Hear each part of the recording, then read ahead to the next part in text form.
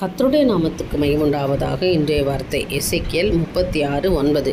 இதோ நான் உங்கள் பட்சத்திலிருந்து உங்களை கண்ணோக்குவேன். எனக்கு அருமையான தேவனுடைய பிள்ளைகளை, ஆண்டவர் உங்கள் கூடவே இருந்து உங்கள் பக்கத்திலே இருந்து உங்களை நான் பார்த்துக்கிட்டே இருக்கிறேன்.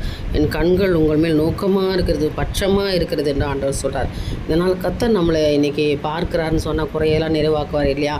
இன்னும் பட்சத்தில் இருந்தால் பக்கத்திலே இருந்து அவர் பார்க்குறேன். உங்கள் நடுவிலே நான் வாசம் பண்ணுகிறேன், உன்னோடு இருக்கிற மகளை. இன்றைய தினம் நான் உனக்கு ஒரு அற்புதத்தை நான் செய்ய போகிறேன். ஏனென்றால் உன் பட்சத்தில் இருக்க உன் கூடவே இருக்கிறேன். நான் கண்ணோக்குவேன். உனக்கு என்ன தேவையோ அதை நான் இன்றைக்கு தரப்போகிறேன். இந்த தினம் நீ வெட்கப்பட்டு போவதில்லை.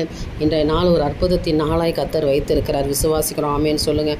நிச்சயமாய் கர்த்தர் ஐசுவத்தை செய்ய போகிறார் மகளே. ஏனென்றால் ஆண்டவர் பார்த்து கொள்வார். அவருடைய பர்வதத்திலே பார்த்து கொள்ளப்படும். ஏனென்றால் உங்கள் துக்கமெல்லாம் சந்தோஷமாய் மாறும். கண்ணீருக்கு பதில் உண்டு. தேவன் உங்கள் தலையை உயர்த்துகிற நேரம் காலங்கள் தான் இன்றைய தினம். அதனால் நீ கலங்க வேண்டியதில்லை, கலங்கி தவிக்க வேண்டியதில்லை. கர்த்தர் உங்கள் பட்சத்திலிருந்து உங்களை கண்ணோக்கிற தேவனாக இருக்கிறபடியினாலே இந்த வசனத்தை உரிமையை பாராட்டி ஜெபம் பண்ணுங்க. நிச்சயமாக இந்த நாள் அற்புதத்தின் நாளாக உங்களுக்கு இருக்கும். தேவனுக்கே மகிமை உண்டாகட்டும். ஆமென்.